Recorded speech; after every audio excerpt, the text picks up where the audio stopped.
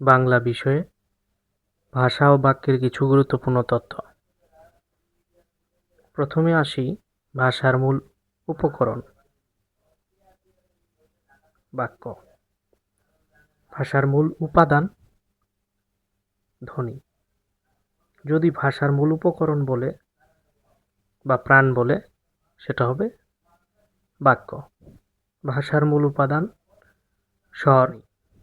ভাষার ক্ষুদ্রতম একক ধ্বনি। যদি বৃহত্তম একক বলে বাক্য। আমরা ভাষার ইট বলা হয় বর্ণ, ভাষার স্বর বলা হয় ধ্বনি, ভাষার ছাদ বলা হয় বাক্য, ভাষার সংবিধান বলা হয় ব্যাকরণকে।